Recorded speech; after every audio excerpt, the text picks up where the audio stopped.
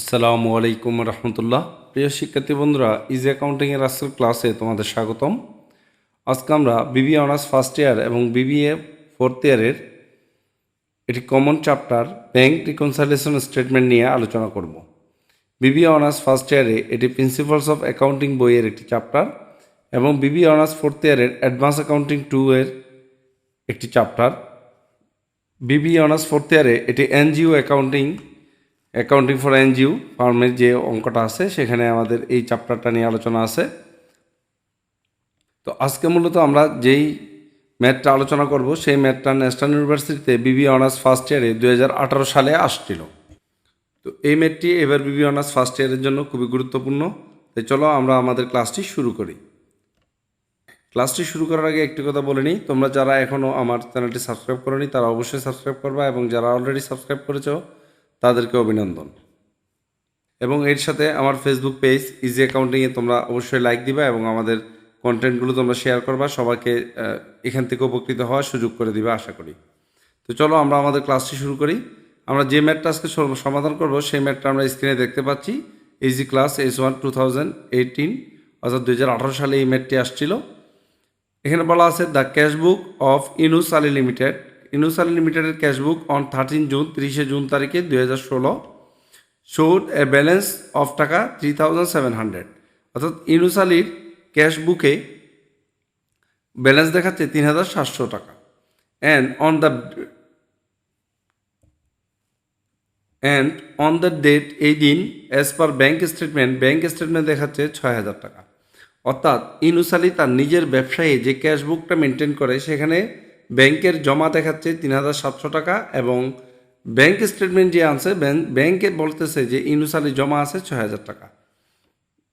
তাহলে এখানে বিজনেসের যে ক্যাশ বুক তার সাথে ব্যাংকের স্টেটমেন্টের একটি গরমিল হয়ে গেছে। এই গরমিলটা মিলিয়ে দেখানোর না কাজই হচ্ছে ব্যাংক রিকনসাইল স্টেটমেন্ট। তো তোমরা যারা এই ক্লাসটি প্রথম দেখতেছো তারা আমার এর আগের প্রথম একটি ক্লাস দেওয়া আছে, 2টি ক্লাস দেওয়া আছে ব্যাংক রিকনসাইলেশন স্টেটমেন্টের উপর। সেই ক্লাসগুলো যদি সাথে সাথে দেখে নাও তাহলে তোমরা উপকৃত হতে পারবা। তো এখানে আমাদের কিছু ইনফরমেশন দেওয়া আছে, অর্থাৎ কেন এই ব্যালেন্স দুটার মধ্যে গরমিল, সেই গরমিলের কিছু কারণ তারা এখানে নিচে দিয়ে দিয়েছে। তো আমাদের নিচে বলা হয়েছে prepare a bank reconciliation statement using the both balance correction method. Both balance correction মেথডে আমাদের ব্যাংক রিকনসাইলেশন স্টেটমেন্ট অর্থাৎ দুই ব্যালেন্সের মধ্যে যে গরমিল সেটাকে আমাদের সমন্বয় করে মিলিয়ে দেখতে হবে যে এই দুই ব্যালেন্সের মধ্যে গরমিলের কারণগুলো কী কী এবং সেগুলো দিয়ে আমাদের একটা ব্যাংক রিকনসাইল স্টেটমেন্ট করতে হবে বোথ ব্যালেন্স কারেকশন মেথড, অর্থাৎ দুইটা ব্যালেন্সকে আমরা কারেকশন করে একটি সমান ব্যালেন্সে নিয়ে যেতে হবে। তো বোথ ব্যালেন্স কারেকশন মেথড যদি আমরা করতে যাই তো এই মেথডটা খুবই সহজ। মেথডের মূলত যে কাজটা করতে হয় সেটা হচ্ছে আমাদের পাসবুক এবং ব্যাংক বুক অর্থাৎ ব্যাংক স্টেটমেন্ট এবং পাসবুকের ক্যাশ বুকের মধ্যে যে গরমিল সেই গরমিলগুলোর কারণ উদ্ঘাটন করতে হবে এবং সেই গরমিলগুলোকে আমরা যদি সমাধান করতে যাই বা কারেকশন করতে যাই তাহলে আমাদের যদি ক্যাশ বুকে গরমিল থাকে সেই ক্যাশ বুকে যোগ বিয়োগ করে আমাদেরকে কারেকশন করতে হবে, অথবা যদি ব্যাংক স্টেটমেন্টে গরমিল থাকে তাহলে ব্যাংক স্টেটমেন্টের যোগ বিয়োগ করে আমাদের ব্যালেন্সটাকে সমান করতে হবে। তো এই মেথডটা খুবই সহজ। তো চলো আমরা দেখে আসি বোথ ব্যালেন্স কারেকশন মেথডটা কীভাবে তৈরি করব। তো আমরা সরাসরি সমাধানে চলে যাচ্ছি এই ম্যাথটির। এখানে আমাদের কোয়েশ্চেনটা রাখলাম আমরা, যেহেতু আমাদের বুঝতে সুবিধা হয়, সাথে আমরা সমাধানটা নিয়ে আসবো। এখানে লিখলাম Inus Ali limited bank reconciliation statement as on 13 June 2016, 2016 সালের 30 জুন তারিখে আমরা এই স্টেটমেন্টটা তৈরি করতেছি। এখানে আমরা ছক কাটলাম একটি। বোথ সাইড কারেকশন মেথডের জন্য আমাদের যেহেতু দুইটা ব্যালেন্স দেওয়া থাকতে হবে তাই এখানে দুইটা ব্যালেন্স আছে, একটা হচ্ছে ক্যাশ বুক অনুযায়ী, একটা হচ্ছে ব্যাংক বুক বা পাসবুক অনুযায়ী। তো আমরা প্রথমে দুইটা ব্যালেন্স লিখে নিব, bank balance as per depositor book মানে ক্যাশ বুক অনুযায়ী। এরপর আমরা এখানে অ্যাড করব কিছু আইটেম, আর কিছু আইটেম কী হবে, লেস হবে। এরপর আমরা আবার এই ম্যাথটা আবার শুরু করব ব্যাংক ব্যালেন্স অ্যাজ পার ব্যাংক স্টেটমেন্ট নিয়ে। এই ব্যাংক স্টেটমেন্টের সাথে আমরা কিছু আইটেম যোগ করব, আবার কিছু আইটেম বিয়োগ করব। তাহলে আমরা একটা টোটাল ফরম্যাট করে নিলাম। এতে সুবিধা হবে কি, আমাদের যে আইটেমটা যেখানে যোগ বিয়োগ করার কথা সেখানে যোগ বিয়োগ করে দিলে আমাদের অঙ্কটা খুব সহজে হয়ে যাবে। তাই পুরো একটা পৃষ্ঠা নিয়ে তোমরা অর্ধেকের মধ্যে ডিপোজিটর বুক বা ক্যাশ বুকের ব্যালেন্সগুলো যোগ বিয়োগ দেখাবা, আর বাকি অর্ধেকের মধ্যে ব্যাংক বুকের ব্যালেন্সগুলো যোগ বিয়োগ দেখালে তারপর আমরা ফাইনালি যখন যোগ বিয়োগ শেষ করব তখন দেখবো অঙ্কটা মিলে গেছে।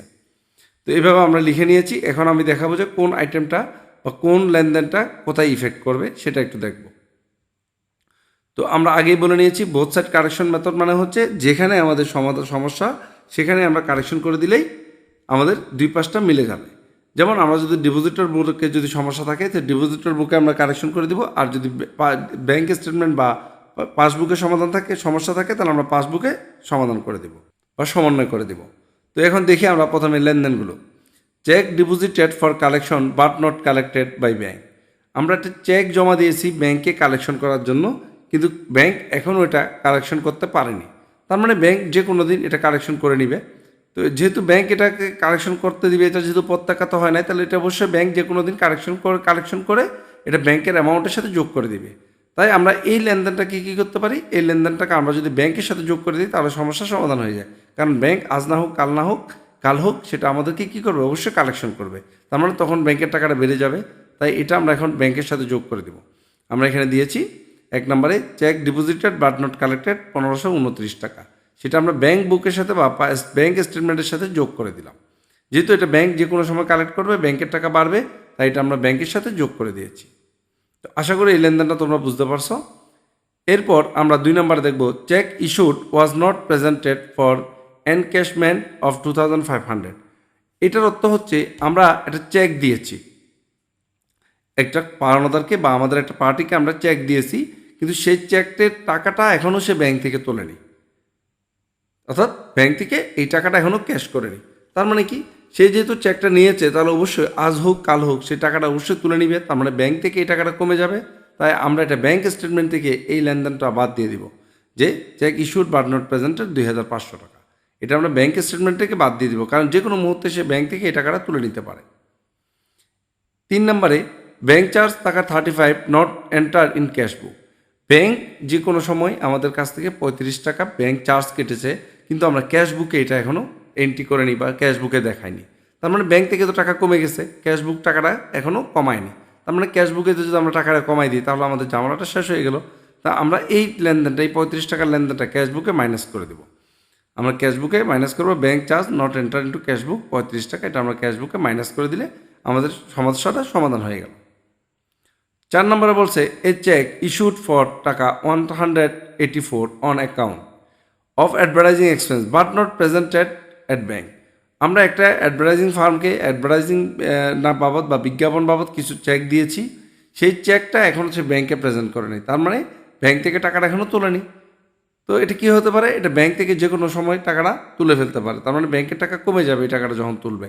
তাই আমরা এই টাকাটা এখন ব্যাংক থেকে মাইনাস করে দিলেই পেয়ে যাবো। যেহেতু আমরা চেক দিয়ে দিচ্ছি সেজন্য আমরা এটা ব্যাংক থেকে মাইনাস করে দেবো, কারণ ব্যাংকের টাকাটা যে কোনো মুহূর্তে কমে যেতে পারে এই চেকটা তুলে নিয়ে গেলে। এই জন্য আমরা আবার লিখেছি cheque issued but not presented 184 টাকা, এটা আমরা ব্যাংক স্টেটমেন্ট থেকে বাদ দিয়েছি। তোমরা এখানে আগে পরে লিখতে পারবা, ব্যাংক স্টেটমেন্টে দিয়ে শুরু করে আবার পরপর ডিপোজিটর বুকটা নিচে লিখতে পারবা, কোনো সমস্যা নাই। তো এবার 5 নম্বরে বলা হয়েছে এ ক্রেডিট অফ টাকা 9,995 was directly given by the bank being proceeds of bill deposited by a customer. Amount was 1,000 and bank charge 5 was not entered in cash book. অর্থাৎ আমাদের ব্যাংকে একজন দেনাদার সরাসরি 1,000 টাকার একটি বিল জমা দিয়ে দিয়েছে। অর্থাৎ আমরা একটা বিল পাবো, সেই বিল বাবদ 1,000 টাকা দেনাদার সরাসরি ব্যাংকে জমা দিয়ে দিয়েছে, অর্থাৎ ব্যাংকে টাকাটা যোগ হয়ে গেছে এবং ব্যাংক এখান থেকে 5 টাকা চার্জ কাটছে। তার মানে আমরা পাইছি কত, 995 টাকা। তো এটা যেহেতু ব্যাংক জমা দিয়ে দিয়েছে সরাসরি ব্যাংকে, ব্যাংকের টাকাটা বেড়ে গেছে, কিন্তু নগদান বই তো এখনও এই টাকার এই লেনদেনটা দেখায়নি। তার মানে নগদান বই যদি এই লেনদেনটা যোগ করে দেয় বা নগদান বই যদি আমরা যোগ করে দিই, যেহেতু টাকাটা পেয়ে গেছি, তো এখানে আমাদের সমস্যাটা সমাধান হয়ে যায়। তাই এই লেনদেনটা আমরা ব্যাংকে নগদান বইতে যোগ করে দেবো। যেহেতু ব্যাংক যোগ করছে, এখন আমরা এটা নগদান বইতে যোগ করে দিলে আমাদের ব্যালেন্সটা সমান হয়ে যাবে। বিল ডিরেক্টলি কালেক্টেড বাই ব্যাংক কত টাকা, 995 টাকা। যেহেতু 5 টাকা কম পাইছি, আমরা 995 টাকা পেয়েছি, তাই 995 টাকা আমরা এখানে দেখাই দিলাম। তোমরা যদি চাও এখানে 1,000 টাকা আমরা এখানে রিসিপ্টে দেখাই, আর আমাদের 5 টাকাটা আমরা এখানে লেসও দেখাইতে পারতাম। তো দরকার নাই, আমরা একসাথে একেবারে 995 টাকা আমরা এখানে অ্যাড করে দিলাম। তারপর আসছে interest credited by bank. Interest credited by bank 185 not enter into cash book. Bank একটা ইন্টারেস্ট দিয়েছে, অর্থাৎ সুদ দিয়েছে আমাদেরকে, তো সেই সুদটা এখনও ক্যাশ বুকে জমা হয়নি। তো ক্যাশ বুকে জমা হয়নি, ক্যাশ বুকে যদি আমরা জমা করে দিই তাহলে সমস্যার সমাধান হয়ে গেল। তো এটা আমরা ক্যাশ বুকে জমা করে দেবো, ইন্টারেস্ট ক্রেডিটেড বাই ব্যাংক 185 টাকা। তার মানে এখন আমাদের 5টা লেনদেনেরই কাজ হয়ে গেছে। এখন শুধুমাত্র আমরা ব্যালেন্স করে নামাবো।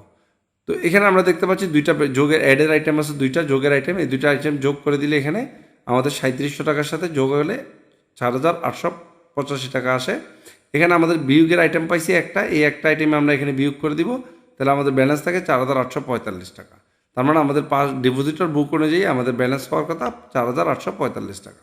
এবার দেখি আমরা ব্যাংক স্টেটমেন্ট অনুযায়ী এখানে আমাদের প্লাসের আইটেম আছে একটা, এইটা আমরা এখানে যোগ করে দেবো, যোগ করলে আসে 7529 টাকা। এখান থেকে আমাদের লেস বা মাইনাসের আইটেম আছে দুইটা, এই দুইটা আইটেম যদি আমরা যোগ করি 2684 টাকা। 7529 টাকা থেকে যদি 2684 টাকা আমরা বাদ দিয়ে দিই, তাহলে আমাদের যে ব্যালেন্সটা সেটা চলে আসবে 4845 টাকা। তাহলে এখন তোমরা দেখো ক্যাশবুক অনুযায়ী আমাদের ব্যালেন্স হচ্ছে 4845, আবার ব্যাংক স্টেটমেন্ট অনুযায়ী আমাদের ব্যালেন্স হচ্ছে 4845। তার মানে আমাদের দুই পাশ যখন মিলে গেছে, তার মানে আমাদের অঙ্কটা হয়ে গেছে। তো সবাইকে ধন্যবাদ আমাদের ক্লাসটি দেখার জন্য। আমাদের ক্লাসটি তোমাদের কেমন লাগলো তা অবশ্যই আমাদের কমেন্ট বক্সে জানাবা। ধন্যবাদ সবাইকে।